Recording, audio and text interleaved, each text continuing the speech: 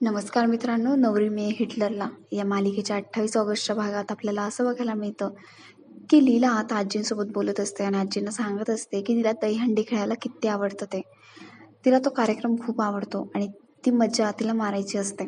त्यावर आता आजी म्हणतात, तुला आवडतं का? अगं मग जा ना खेळायला, तुला कोणी अडवलंय? जा, मन मोकळेपणाने जे काय करायचं असेल ते कर आणि मस्तपैकी मज्जा कर.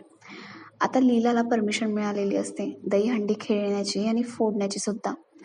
आता लीला दहीहंडीच्या कार्यक्रमात पोहोचलेली असते आणि दहीहंडी फोडण्याचा पुढाकार देखील तिनेच घेतलेला असतो आणि त्या कार्यक्रमासाठी एजे प्रमुख पाहुणे म्हणून आलेले असतात. पण एजेंना माहिती नसतं की लीला सुद्धा या कार्यक्रमात सहभाग घेते आणि दहीहंडी तीच फोडणार आहे.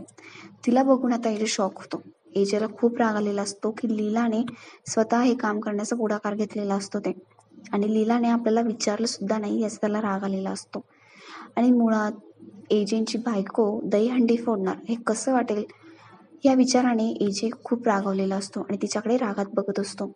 आता लीला वरती चढते आणि दहीहंडी फोडते. तिला खूप आनंद झालेला असतो कारण तिला या सगळ्यांची खूप आवड असते. पण ती बघते आणि तिची नजर एजेंवर पडते आणि तिला खूप भीती वाटायला लागते की एजेंना समजलं आपण दहीहंडी फोडतोय ते आणि आपण दहीहंडी खेळायला आलोय ते. ती आता खूप घाबरलेली असते आणि एजे तिच्याकडे रागाने बघत असतो.